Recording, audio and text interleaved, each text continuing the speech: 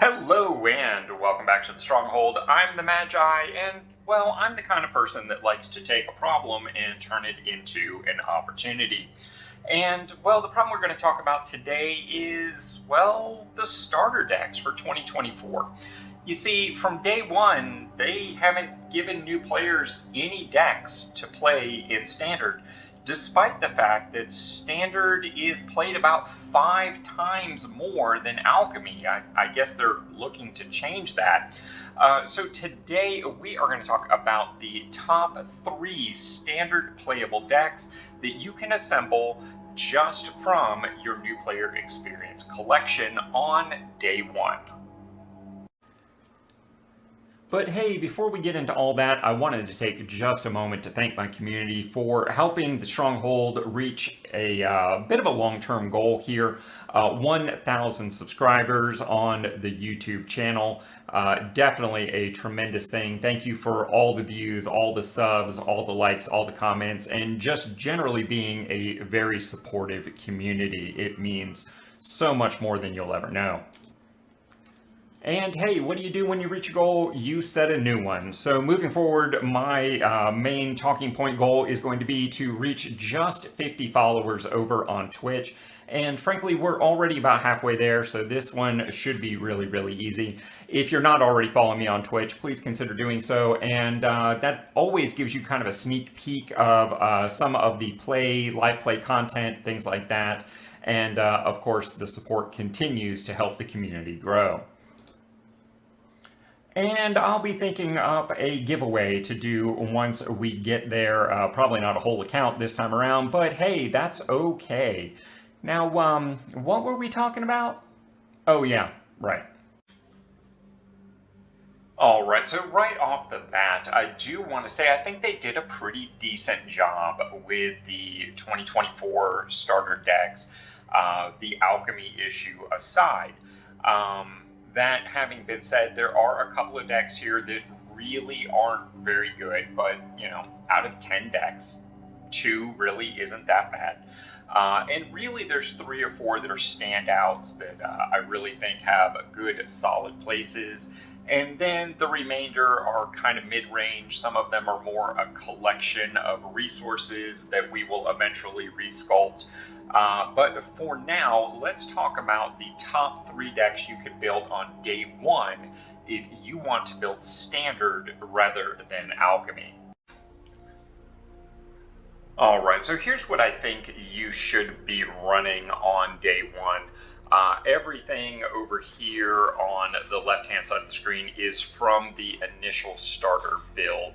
And so we're going to start with the land. And really what I did is I cut 2 of the tempo domain lands and added back in a mountain to make our land count 24 rather than 25. The principal reason being we have several hasty red creatures here, and you really don't want to miss out on those early drops and getting in that early damage, because a lot of times that's the difference between winning a game and losing a game on this. Now on the right hand side are the cards that I have added, and as I mentioned in the prior segment, I did go ahead and cut away not only all the alchemy cards, but sort of that dragon sub-theme. The one thing I did keep was a single copy of the Branch Burner, because the Convoke may allow you to get this out early enough, combined with the Evasive Haste, to actually make this a pretty decent finisher for the deck.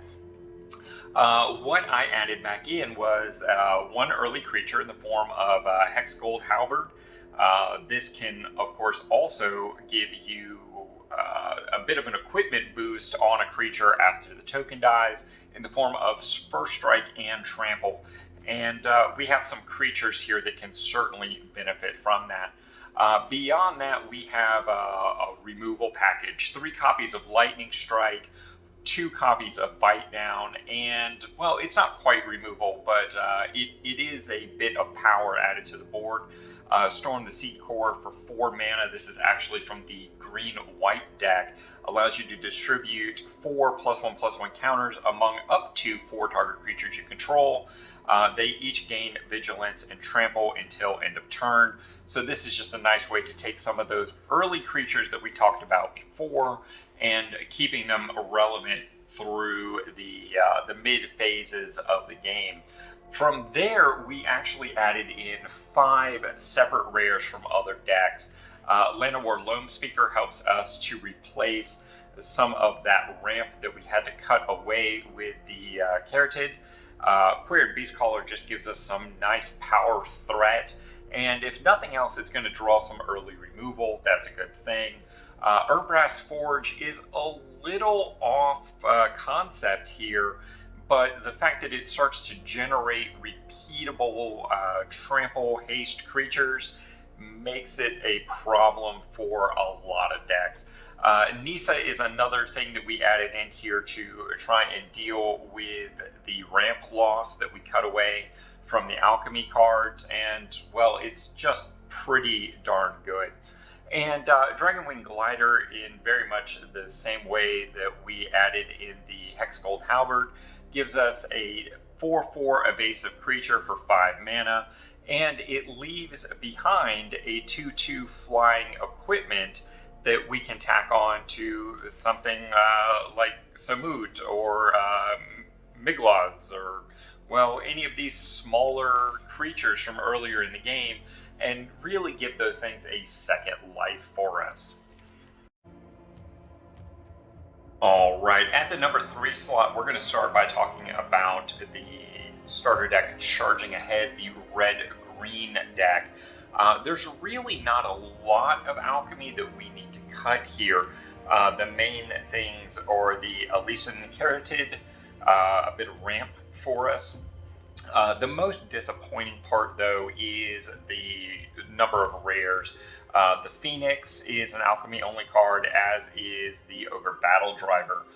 So we do lose a lot of our top-end rarity here out of this deck. There is also some dragon sub-theme shenanigans here in the Warmonger, the Dragon Whelp, as well as Volcanic Dragon and Shivan Branch Burner, which isn't particularly effective, to be very honest. I think we can do better on day 1, and I really do think there's going to be cards coming over the course of the next year that really make it easy to just eclipse this Dragon Tribal nonsense that they've got going on here.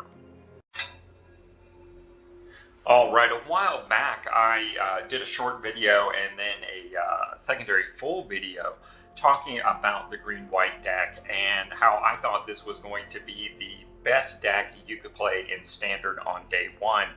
And I was wrong. It's the second best deck, which is still pretty decent.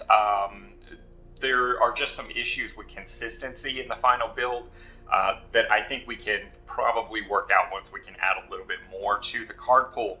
But first we got to take some things away from the card pool, that of course being the alchemy cards. Banished Knight Counselor has to go, as well as the Sylvan Smite. And beyond that, I think this deck is actually pretty solid. We might eventually make some changes between Citizen's Arrest and some other removal pieces and things like that. But it is just a generally strong, synergistic deck that just needs maybe more copies of Botanical Brawler when we can do that. Things that would just increase the consistency of the threat level.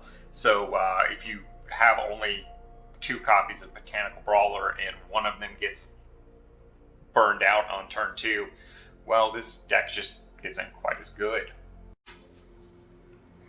All right, having stripped down the alchemy cards, I basically just replaced those with 2 copies of Ossification and 2 copies of Cosmic Hunger. Of course, we went dual removal pieces here, even though we cut 2 creatures. And ultimately, I think that may be part of the issue that I'm seeing with the deck here, is we just don't have enough early creatures to play out. I did also cut a total of 3 lands to bring the count down to 22. That seems to be about the right number, but I'm still testing that.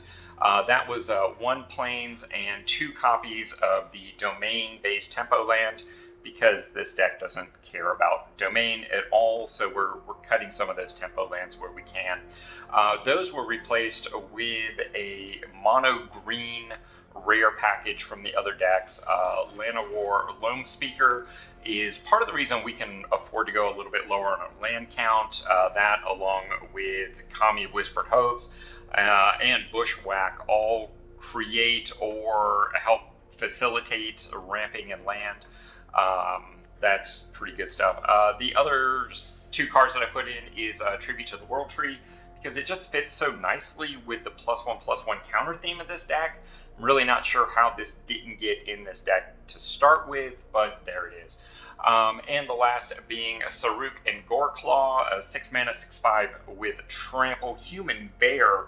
Other creatures you control have Trample, which is kind of nice, since the whole point of this deck is to make your creatures bigger with +1/+1 counters.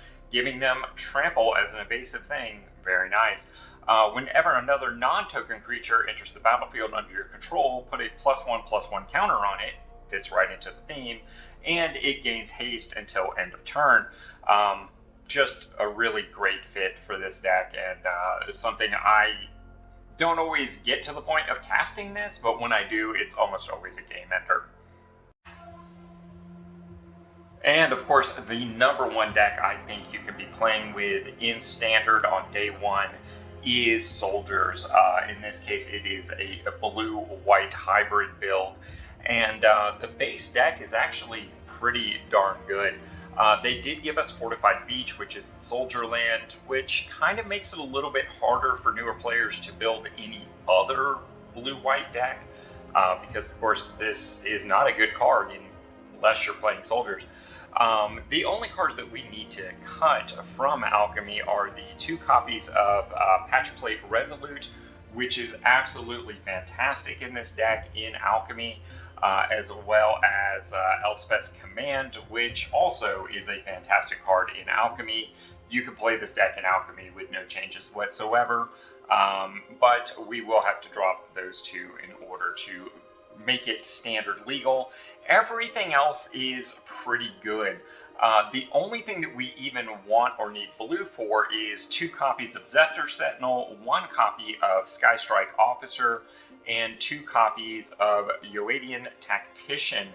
And to do that, we've got 15 blue sources in our deck.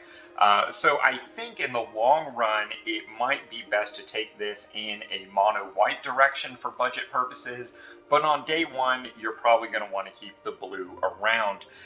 The other opportunity that I see in the deck is the frequency of the top-end cards. 2 copies of a 5-mana Aeronaut Cavalier, 1 copy of Rescue Retriever, which sadly for a rare isn't good in anything other than soldiers, and 1 6-mana copy of Mass Production. I think ultimately we will probably trim these cards down in later builds in order to get a more tempo or aggro based deck going on. And here is what I believe is the optimized day 1 version of the deck. There's a little bit of changes to how I was looking at the land base. Ultimately, I did cut 3 copies of the tempo land. 2 of those were the tempo domain, and 1 was the tempo gain land. That might end up switching back depending upon what direction this deck takes in the short run, mostly because of lay down arms. That's the one card in this deck that actually cares about domain, i.e. the number of planes that you control. But with 10 planes and 6 islands as your base, it's not terrible either way. I mean, 9 times out of 10 you're going to hit 3 planes, and that lay down arms is going to do pretty much everything you want it to do, although it's a little tougher in the Sheldred matchups because of the 5 power. But we'll have to see where that ends up going. From there, I added 3 of the removal, so to speak. The 2 copies of Ossification and 1 copy of Tolarian Geyser. This, when you kick it, is pretty nice, but it's not necessary to kick it. Probably the weakest card in the deck, though, to be very honest. From there, I added in 3 rares, almost mono white from other portions of the collection. The first is Dust Legion Duelist. You don't get quite as many triggers on this, but when you do, it's pretty nice. And we do have some things that can help trigger that, like Aeronaut Cavalier, at least for the time being. Sarah Redeemer is a nice evasive body. When it ETBs, you put 2 +1/+1 counters. When another creature with power 2 or less ETBs, put 2 +1/+1 counters on it. That can be nice, but mostly it's just top end finisher for us. And another fairly weak card, but can be good, is the Clay Champion. Of course, in this deck, you're going to want to cast this with as much white mana as you can. For each 2 white mana spent to cast Clay Champion, put a +1/+1 counter on each of those creatures. When this ETBs, choose up to 2 other target creatures, and you put a +1/+1 counter on it for each double white mana that you spent. I just explained that horribly, but I'm so sorry. Soldiers in one form or another, I believe, unless something hates this deck out, is going to remain not just a really awesome budget deck from this high-flying Valor base, but really a meta contender, whether you're talking about the mono-white, more aggressive version, or the Azorius, more tempo, mid-range sort of style. This deck is going to be around for a while. And at the time of recording, we haven't seen what the Wildspell Drain is going to bring back to jump in. At the moment, all we know is the Lord of the Rings decks, and a lot of people are more than happy to see those go. If they go, they may remain, who knows. But once we see the jump-in decks that are going to be around for this year, we will know kind of what direction we want to go with this, and more than likely be investing 3 rare wildcards into this for the Soldier Lord. Because like I said, I don't think this deck is going anywhere, not just for the 2024 season, but I don't see any reason that Soldiers isn't going to remain a contender well into 2025. Again, unless something just very specifically hates it out, like if they reprinted Meat Hook Massacre or something, that could be problematic. But since that was a problem, I really don't see them doing something like that in a non-fixed version. So this looks to be not only the best deck for the first day on Arena, but this is going to be a deck that is very good for a very long time. Now, don't worry if you didn't catch all that. We've got links down in the doobly-doo that'll take you to all 3 of these deck lists, plus about 200 of my favorite budget contender decks out there across a variety of formats, because that's what Matt would have wanted.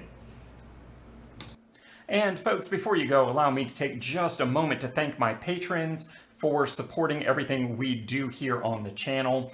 If we're doing this much, imagine what we could do with just a little more support. So take just a moment, check out our Patreon page. We distribute things there, not just for those making pledges, but for all levels. And we're talking about things that don't get distributed through any other means on the community.